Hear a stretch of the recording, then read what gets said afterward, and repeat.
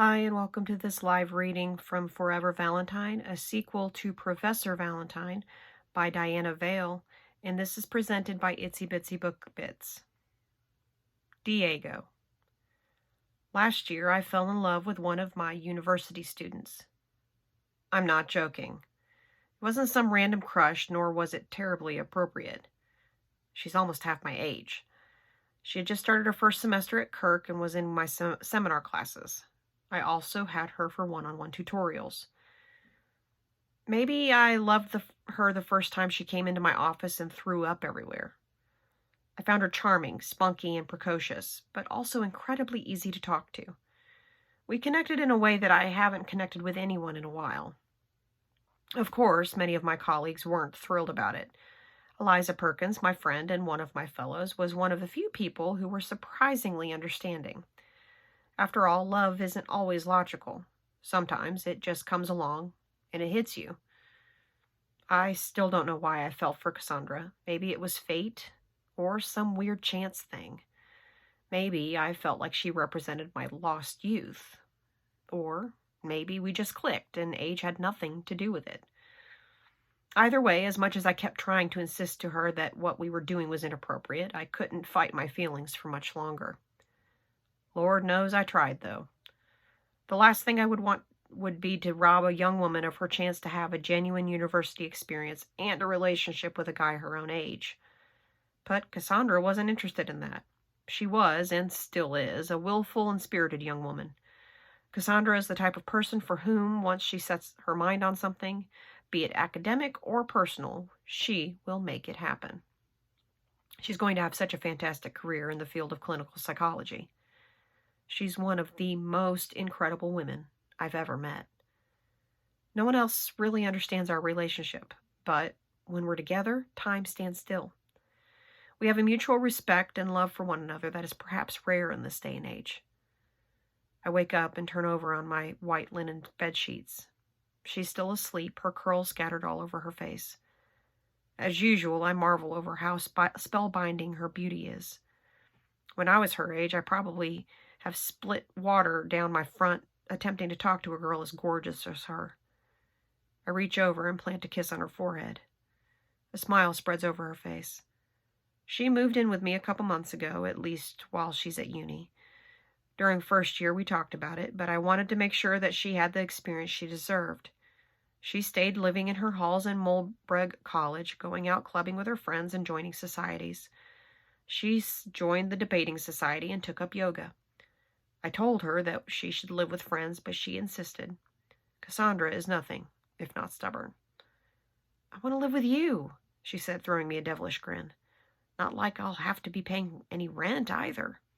Ah, I see, you're freeloading. Shut up.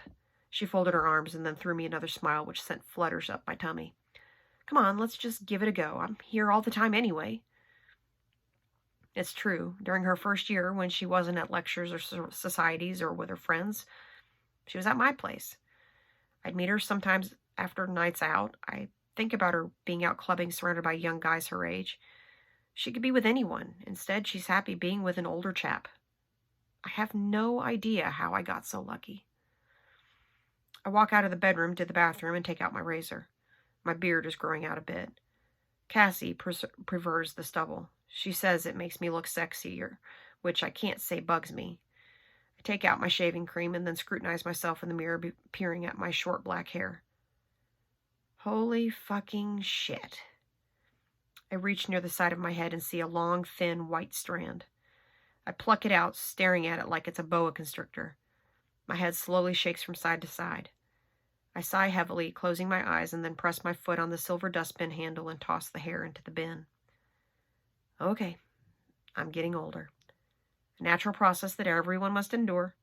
Normally, I don't think about my age, but this is physical, concrete proof that I am aging. I hear her calling my name from my bedroom, sounding lovely and fresh. I slump back against the sink, my back to the mirror, and my head in my hands. It's moments like this that when I remember I'm a 34-year-old guy dating a 19-year-old. Most people would call me crazy or perverted. I shake my head, a sardonic chuckle escaping my mouth. Whether I like it or not, I'm significantly older than my girlfriend. By the time she's my age, I'll be almost 50. She'll still be young and stunning, and I'll be a middle-aged man. I glance down at my tummy. I've got a pretty good physique. I eat well and hit the gym 3 times per week. But things could change in 20 years. I push open the bathroom door and walk out into my cream-colored room. I love minimalist designs. That's one of the things I love about Cassandra. She's not into super flashy stuff. She doesn't even have a smartphone. I've not met anyone under the age of 20 who doesn't have a smartphone, especially in 2017. "Morning, Professor Valentine," she says, blowing me a kiss. Normally, I love it when she calls me that, but today it reminds me of how much older I am than her. She's wearing a black nightie, the top stretched across her breasts. She's like a film star. I trudge towards my bed, throwing her a weak smile. She leans forward, smiling at me, but then her face falls. "Is everything okay?" "Fine." I bring my hand up to my hair, hoping there isn't another rogue white strand. "You sleep well?" I had this amazing dream." She stretches her arms up.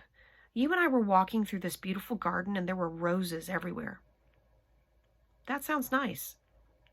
"Yeah, classic Freudian wish fulfillment." She giggles and softly punches my arm. "Are you sure you're okay? You look like you've seen a ghost." I'm fine." I clear my throat and sit up. "Want me to make you pancakes for breakfast?" She turns her head to the little digital watch on her bedside table. "Sure, I've got a couple hours till I'm meeting Sharon and Kemi in the library, going over cognitive neuroscience and sensory processing. Yay!" She punches her arms in the air. "Not my favorite module. I can't wait till next term when we do language and development." She tilts her head at me. "Diego, you sure you're okay?" My head turns to her. "Can I ask you something?" "Of course." "Would you still love me if I got really fat and wrinkly?" She blinks at me and then bursts out laughing, placing her hand to her mouth. "What the hell are you on about?" "I'm serious." "Oh, for God's sake." She leans towards me, leaning her head on my neck and putting her arms on my shoulders. "I'd love you if you looked like an elephant. Why would you ask such a thing?" "Just wondering." When you're 19, the idea of growing old barely phases you. You assume you'll live forever. Time feels like it's this long, endless loop stretched far into the distance. She pulls her head away from my neck.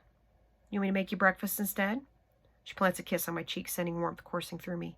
"Or I could give you a massage." She starts rubbing my shoulders. Her touch feels so good. I close my eyes and she works her fingers over my shoulders. "You know I don't care about how much older you are than me," she says softly. "I've never cared." Say that when I'm a middle-aged man hobbling on a walking stick. "You think we'll still be together when you're middle-aged?" she teases. I don't respond. I used to entertain such fantasies with Linda many years ago. I was 19 when I met Linda, the age Cassandra is now. Back then, I was a naive boy thinking we'd be together forever. "Cassie," a thought lingers on my brain, and then I clear my throat. "Are we still seeing your parents next weekend?" She works her fingers down my blades, hitting a particular tense spot. I shudder. She's working the creases out of me. God, it's going to be weird.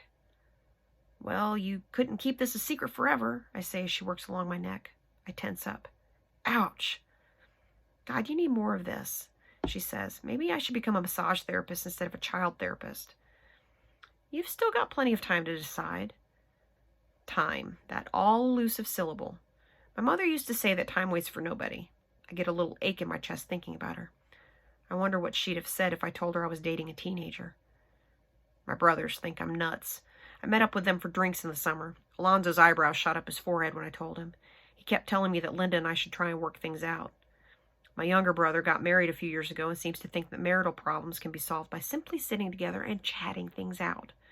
But then his wife never had a cocaine problem. Mateus was more congratulatory, but that didn't surprise me given that he has a new roster of women on his arm every other weekend. I don't know if he ever plans on getting married, despite being almost 40. The 3 of us hardly ever get to meet together because we're always so busy. Maddie is traveling around, and Alonzo is either at work or with Bella and the kids. We were all a lot closer when we were younger, like Cassie and her younger brother. Alonzo and I have drifted a little, but Maddie and I still talk on the phone at least once a week, although he pissed me off at the comments he made about Cassie. He's lucky I didn't whack him in the face. Jailbait, brother, he said, laughing his head off. Lucky bastard was telling us both how he just got back from Hawaii all tanned and gloating about the cocktails and women. Why bother settling for a pearl when you can have the ocean?